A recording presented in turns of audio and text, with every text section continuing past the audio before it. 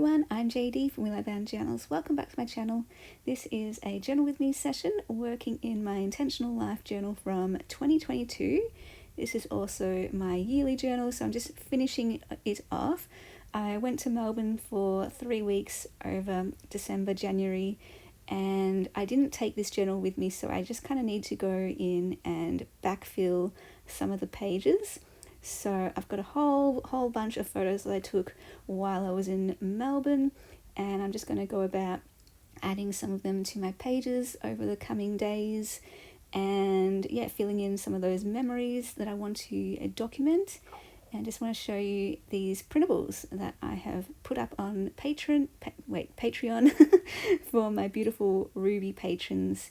I just took these photos of my sister's garden, the flowers in her garden, and the trees in the area. I am originally from the Dandenongs in Melbourne, and it's always home. Like, even though I live in Bowen and I've been here almost 10 years now, the Dandenongs will always be home to me, and whenever I go back it just feels like it's all so familiar, and the trees feel like a warm hug, because here in Bowen we don't have trees like that. It's a small country beach town with lots of farmland and open spaces, and I was just really appreciating all of the wildflowers on the side of the road and the tall trees, like the giant mountain ash trees are just beautiful and unbelievably tall and straight. Their trunks are amazing, and just the forest. I don't know. I wanted to take a whole bunch of photos so that when I went back to Bowen I could take a piece of Melbourne with me. And because goodbyes are always hard, or often hard, and just that transition can be a bit hard. So I thought taking these photos would help, and I really love how they look as Polaroids. I actually did print them out just as photos in a Word document, but then I thought, why not? Let's turn them into Polaroids. And I think everything looks better as a Polaroid in terms of photos when you print them out like this. So I have just been going nuts turning my photos into Polaroid journal cards. So you can, write the date or annotate the bottom journaling space there underneath the photo, or you could print them out on card or back them onto other paper so that you can actually write on the back of them or tip them in using washi tape. I love that they're multi-purpose. You get the beautiful photo which tells the story, but then you can use it as journaling space as well if you want. And I'll be putting up a whole bunch of different Polaroid images on my Patreon in the coming weeks. I think I show you a little sneak peek of some of the kits that I've made later on in this video, but here's a look at the photos just printed out normally without the border. And I'm just seeing maybe I do want to put one without, but no, the border just lifts it off the page. It's just so simple and really fun to do. I also have a blank template with 6 to a page, so that you can use that as well digitally. So you can add your own photos to these blank templates if you want. Oh, here's another printable that I'll be putting up on my Patreon. It is a frame. And this is actually a frame that I scanned many years ago. I got right into photo frames at one point in my life, back when I was in year 12, I think it was, especially because, leaving high school, I just was struck by, all these memories of school and how that part of my life would be over soon, and a lot of the people I saw at school and spent every day of my life with, well, not every day, but a good chunk of my life with for 13 years, 6 years in high school, was going to be over soon. And then I just went photo crazy that year and took so many photos of school life and my friends, and put so many photos into frames. And this was one of the frames that I got, and it's a glitter flame it's a glitter frame, and you can use that to put whatever you want inside your own photo, or use it as a journaling space as well. So I printed that a couple times for me too. I'm going to use it as journaling space. So yeah, the Ruby tier, what I've decided this year for my Patreon is just to put every single printable for that tier. I used to have it divvied out, the occasional printable for all different tiers, different levels, and now I'm just like, let's just streamline that. The Ruby tier gets every single printable now, and even a photo I took of a selfie.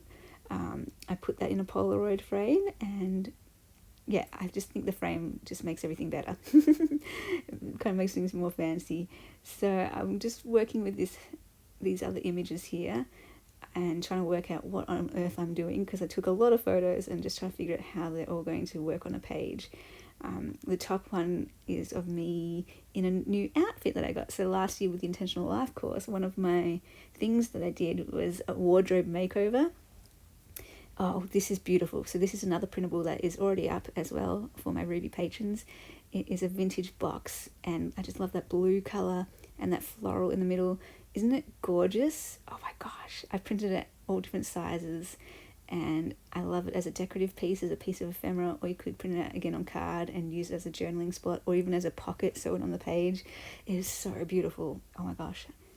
Gorgeous, gorgeous, gorgeous.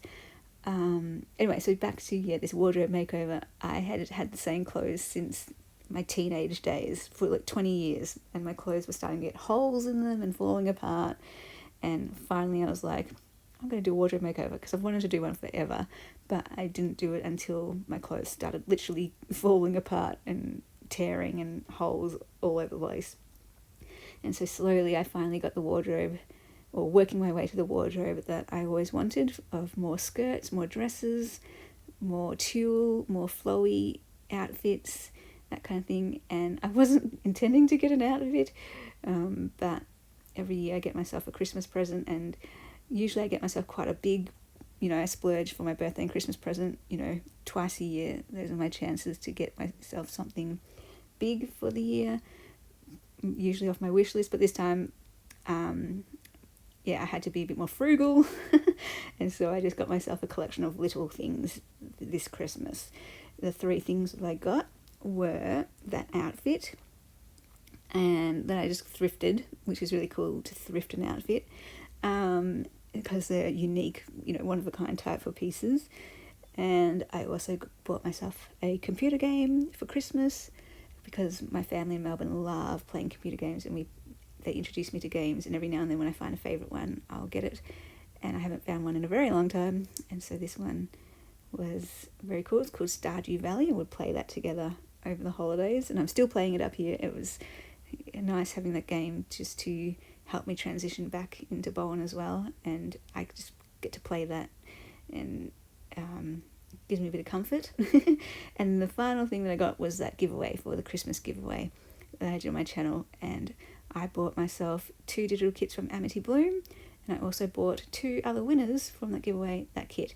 Those winners haven't got in touch with me yet. I contacted them directly, replying to their comments, saying to email me so I could send them their kit, but they haven't. So if you're listening to this and you're unsure, please check your comments in the replies of YouTube or whatever, because I really want to send you. I've already bought them for you, so they are just waiting there, and I really want to send them to you.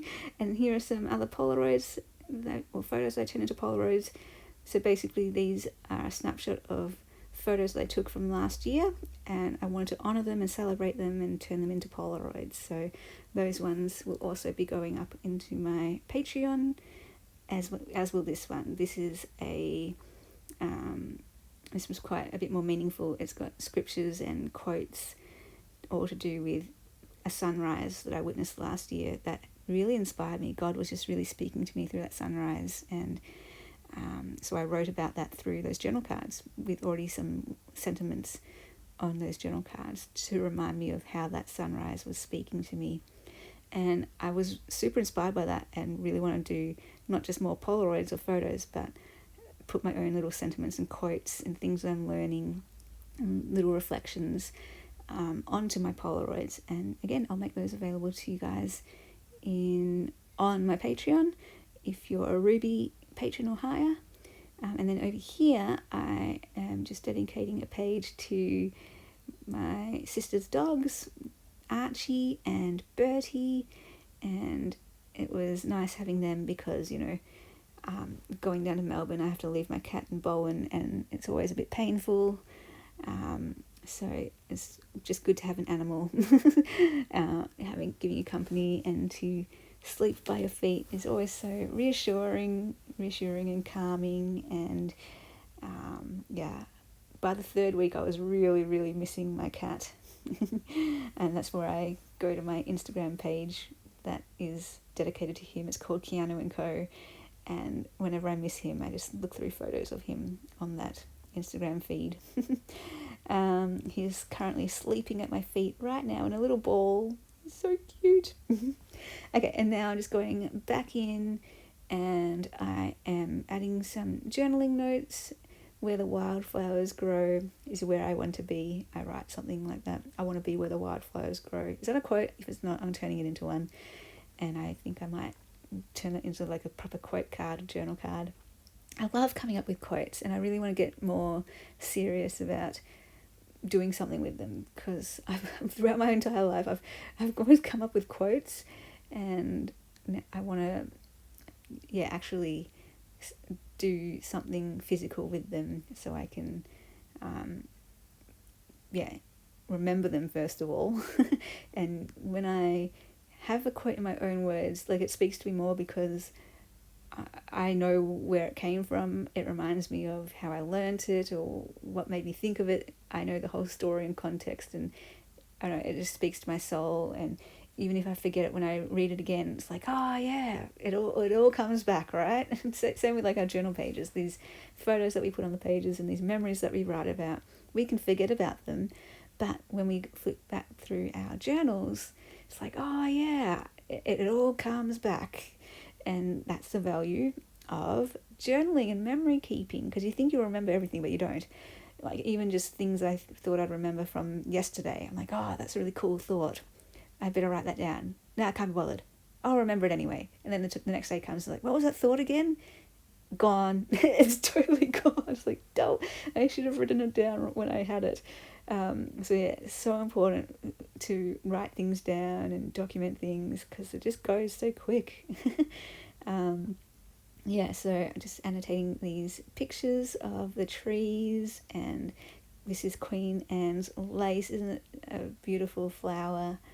And yeah, just writing notes about how I love Melbourne and the feeling of home when I go there.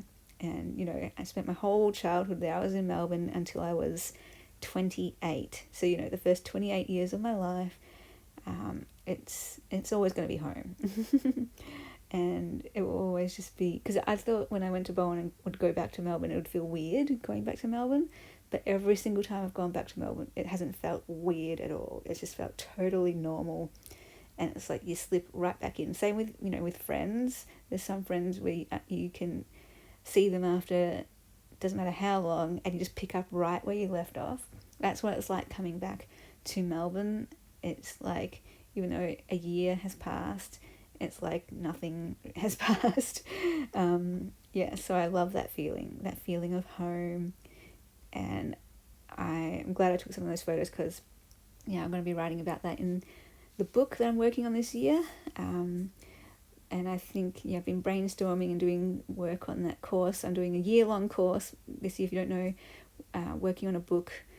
And I think the book is going to be about finding home, and where home is, and what home means, and how home can be a place, home can be a house, home can be a neighbourhood, home can be family, home can be friends, home in your own skin, home in the world, home with your own personality, coming to terms with being at home in your own skin with the way you are, mess and all, flaws and all.